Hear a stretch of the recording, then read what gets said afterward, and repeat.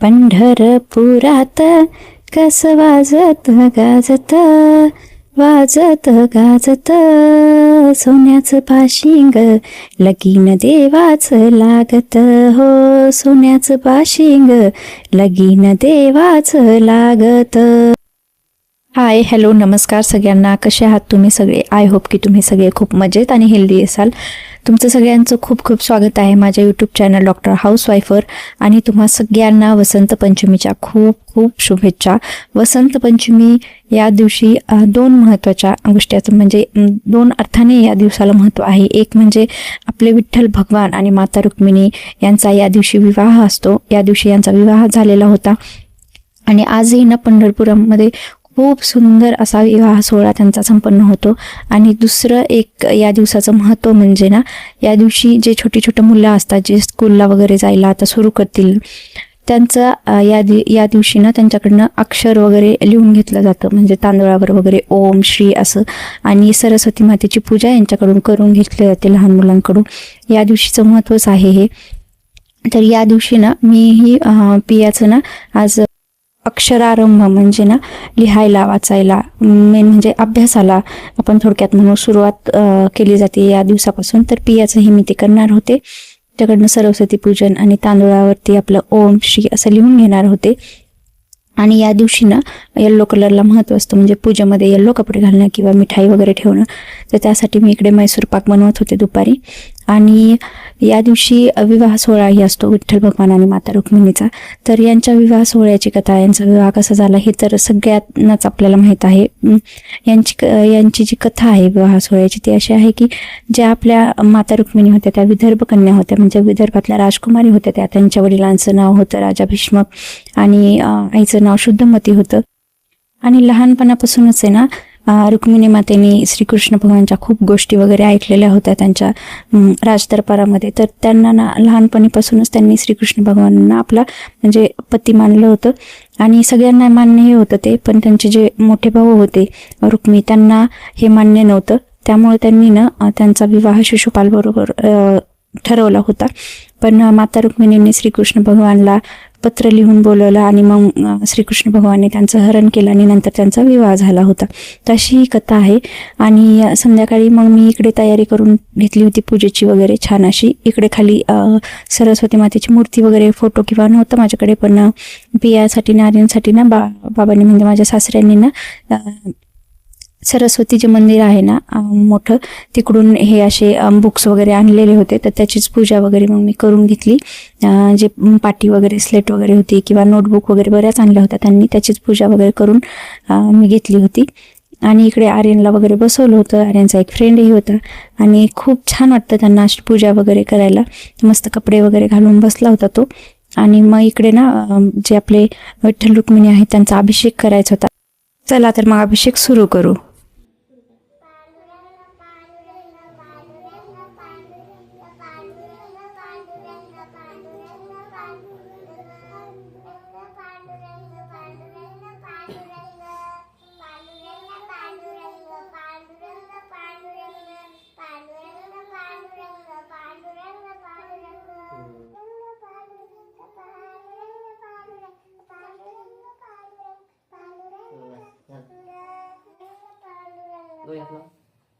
एकदम हळू.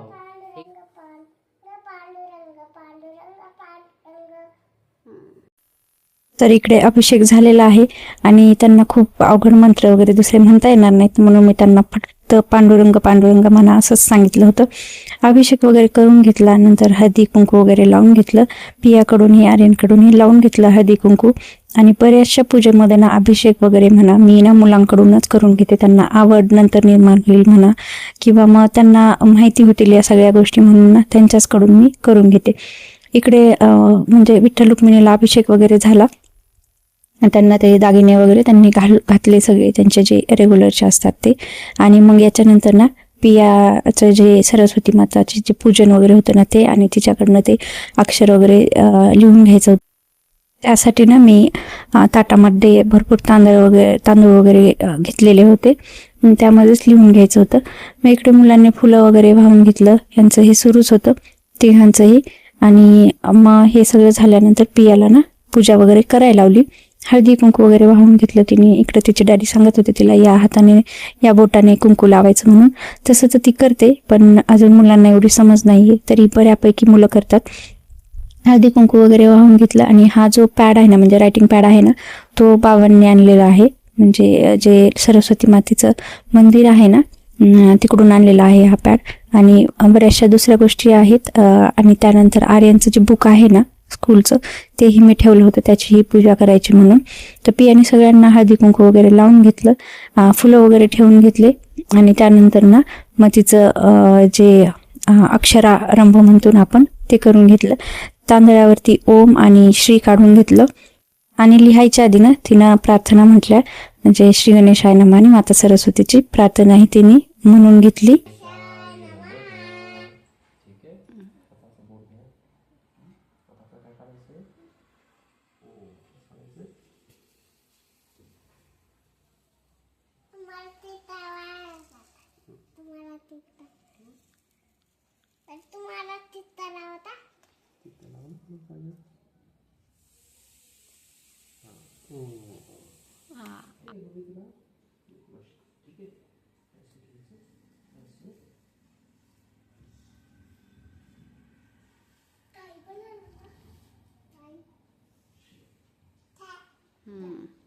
छान.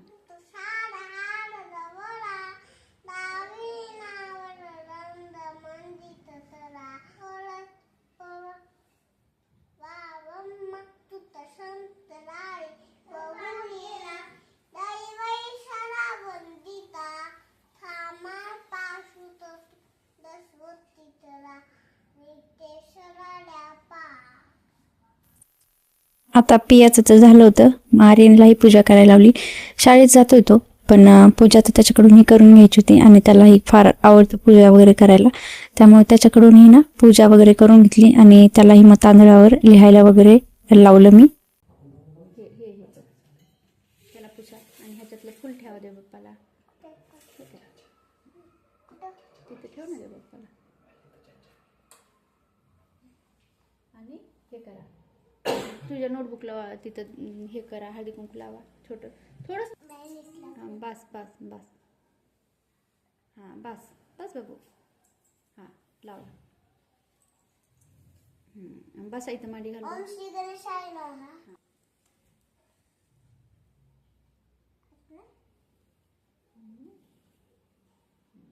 आता काय करशील? श्री काढा. या कुंदेन तू तुषार रधवला, या शुभ्र वस्त्रावृता, या वीणावर दंड मंडित करा, या श्वेत पद्मासना, या ब्रह्माच्युत शंकरा, जी प्रबुद्धी दैवै सदा वंदिता, सामान पातु सरस्वती भगवती, निचेश जाड्या पहा. शांती शांती. सगळी पूजा वगैरे झाल्यानंतर मग आम्ही थोडेसे फोटोज वगैरे काढले, जे प्रत्येक वेळी मी काढतच असते. फोटोज वगैरे काढले. त्यानंतर आहे ना जेवणे वगैरे झाली, कारण की मुलांची झाली होती, पण माझं राहिलं होतं जेवण. मग जेवण वगैरे झालं आणि अशी आजची पूजा वगैरे झाली. तर आजचा व्हिडिओ कसा वाटला तुम्हाला ते कमेंटमध्ये नक्की सांगा. आवडला असेल तर लाईक करा आणि चॅनलला सबस्क्राईब करायला विसरू नका. तर भेटूया पुढच्या अशाच एका छान व्हिडिओमध्ये. तोपर्यंत आनंदी राहा आणि हेल्दी राहा आणि चॅनल बघत राहा. बाय.